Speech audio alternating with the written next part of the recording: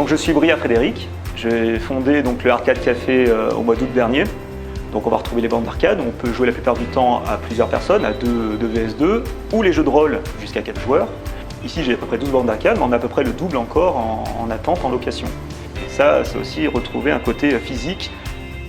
Donc on a vraiment une ambiance déjà avant de jouer, on rentre dans un endroit pour rêver, on s'évade. Donc c'est vraiment recréer ce côté social aussi dans ce café. Et ça, j'y crois beaucoup. Et aussi de faire découvrir des artistes, des artisans, des créations.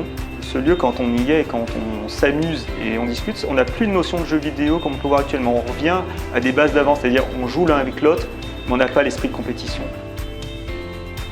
Tout a commencé à la Game Show de Saint-Germain-des-Fossés, créer un endroit comme celui-ci, le lier avec des événements, et en plus faire des projets communs avec les artistes qui nous permettent justement d'évoluer ensemble et aussi de les voir évoluer et de surtout maintenir cet artisanat, quoi.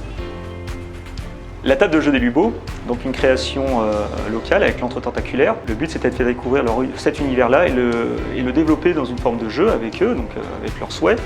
C'est de partir de leur personnage, leur univers, et de l'inclure dans un jeu de rôle. Des jeux, mais des jeux vraiment haut de gamme avec une finition artisanale, il y en a peu, et on peut le faire ici. Alors le marché des curiosités, donc ça c'est le petit bébé avant la grande montagne, vraiment qui va arriver derrière. C'est tous les 2 mois de créer un événement qui permet à des personnes, des visiteurs, de pouvoir rencontrer des artistes, acheter aussi, se faire plaisir et découvrir. Et en plus, j'ai vraiment envie de créer une énorme convention, la cité des curiosités au Chambon. C'est-à-dire vraiment là, on rentre dans un univers complet, une ville à part entière, steampunk et autres.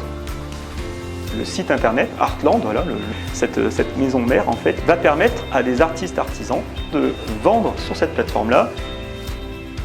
L'avantage, c'est de lier le physique avec les marchés et le côté virtuel. C'est vraiment le côté union. Union fait la force, et cette force-là, on va la puiser ensemble avec ces artisans.